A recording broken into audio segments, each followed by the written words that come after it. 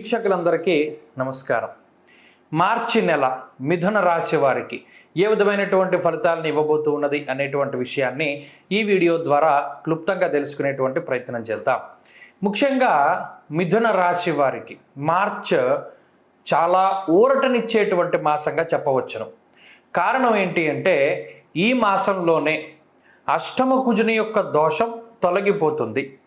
అలాగే రవి బలం దాదాపుగా 4 నెలల తర్వాత రవి యొక్క బలం వచ్చేటువంటి మాసంగా ఈ మాసాన్ని మనం చెప్పుకోవచ్చును.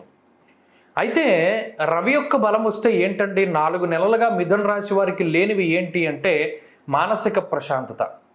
ఎంత డబ్బు వస్తున్నా ఏదో ఒక తెలియనటువంటి లోటు, కావలసింది దక్కలేదే అనేటువంటి అసంతృప్తి, నీరసం, నిస్సత్తువ, లోన్లీనెస్ అంటారు. ఎవరితోనో మాట్లాడకుండా ఏకాంతంగా కాలాన్ని గడుపుతూ ఉండేటువంటి పరిస్థితులు, ఇటువంటివన్నీ కూడా గత 4 నెలలుగా మిథున రాశి వారికి ఉన్నాయి.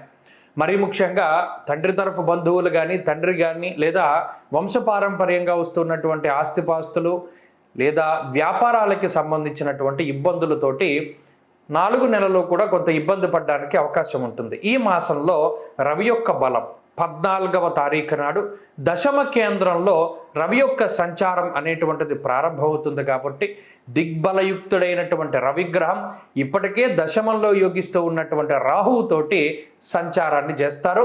అక్కడికి యోగించేటువంటి గ్రహాల యొక్క సంఖ్య పెరుగుతుంది.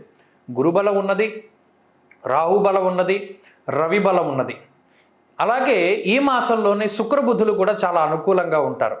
దానితో పాటు చంద్రబలం వెరసి 5 నుండి 6 గ్రహాల తాలూకు శుభ ఫలితాలు ఈ మాసంలో మిథున రాశి వారికి రానున్నాయి.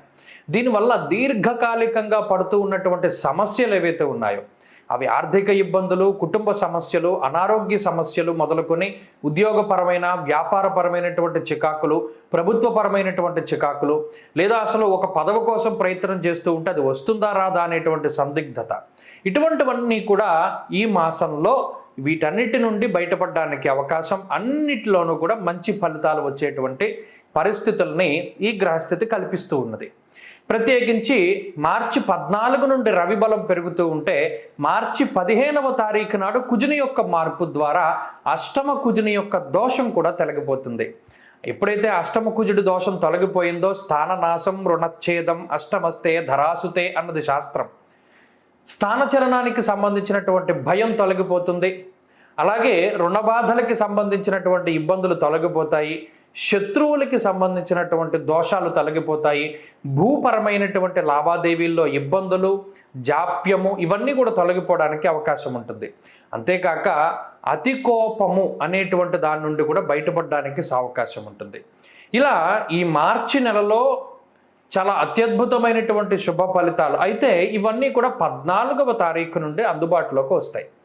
మరి 1 నుండి 14 వరకు ఏంటంటే పరిస్థితులు అంటే ఇది కొంత మిశ్రమంగా ఉంటుంది. ఈ మాసంలో గురుబలం, రాహుబలం, శుక్రబుధుల యొక్క బలం 14 రోజులు ఉన్నప్పటికీ మార్చి 15 లగాయితూ మాత్రమే ఈ బలాలన్నీ కూడా ఎక్కువ స్థాయిలో అందుబాటులోకి వస్తాయి. అందువల్ల మొదటి 2 వారాలు కూడా సాధారణమైన పరిస్థితే ఉంటుంది. కానీ గత నెలతో పోల్చుకుంటే ఈ నెల చాలా బెటర్గా ఉంటుంది. అనగా గతంలో కోల్పోయినటువంటి అవకాశాలను తిరిగి పొందుతూ ఉండడము, లేదా కొత్త అవకాశాలు అనుకోకుండా చేతికి రావడము, తద్వారా జీవితంలో కొంత ఎదుగుదల సంప్రాప్తించడము, అలాగే సమాజంలో ఉన్నత స్థాయి వర్గం ప్రజల యొక్క అండదండలు, వారి యొక్క ఆశీర్వాదము, వారి యొక్క మిత్రత్వము ఇవన్నీ కూడా లభించడము, మరి ముఖ్యంగా శత్రువులు తగ్గుముఖం పట్టడం, ఎవరి వలనైతే మీకు చెడు జరుగుతుందని భయపడుతూ ఉన్నారో ఆ వ్యక్తులు మీ నుండి దూరంగా వెళ్ళిపోయేటువంటి పరిస్థితులు, ఇక సంతానానికి సంబంధించినటువంటి పురోగతి, అలాగే సంతానం కలగడం అనేటువంటిది కూడా ఈ మాసంలో చూడవచ్చును. విదేశాలకి వెళ్ళాలి, విదేశాల్లో చదువుకోవాలి, లేదా ఉద్యోగం చేయాలి అనేటువంటి ఆకాంక్ష ఎవరికి ఉన్నదో యశోవృద్ధిర్ బలం తేజ సర్వత్ర విజయ సుఖం అన్నది శాస్త్రం.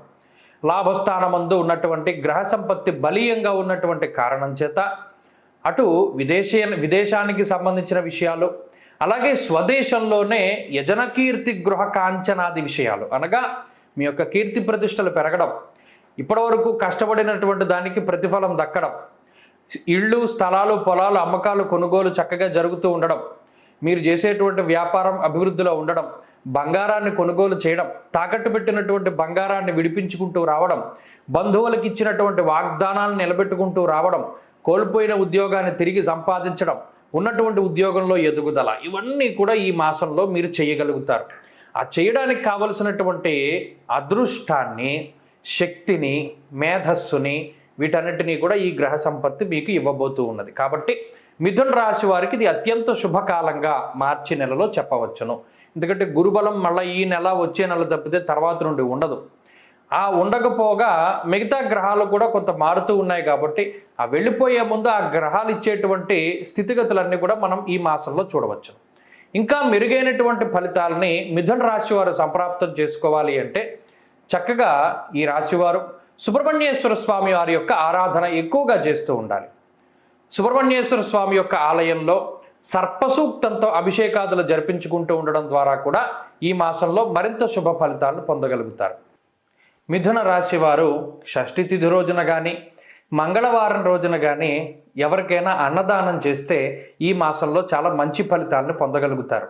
అంతేకాక ఎర్రటి పళ్ళు దానం చేయడము, ముత్తైదవులకు పసుపు కుంకుమ ఎర్రటి పళ్ళు ఇస్తూ ఉండడము, అంతేకాక ఆవులకి ఉలవల్ని ఉడకేసి పెడుతూ ఉండడం లాంటివి చేసినా కూడా ఈ మాసంలో చాలా మంచి ఫలితాలు వస్తూ ఉంటాయి. అంతేకాక ఈ మాసంలో చేసేటువంటి సుబ్రహ్మణ్యారాధన, సర్పసూక్తాభిషేకం ఇందాక చెప్పుకున్నట్టు విశేషమైనటువంటి ఫలితాన్ని ఇచ్చి అత్యంత శుభ ఫలితాల యొక్క స్థాయిని పెంచేయడానికి అవకాశం ఉంటుంది. స్వస్తి.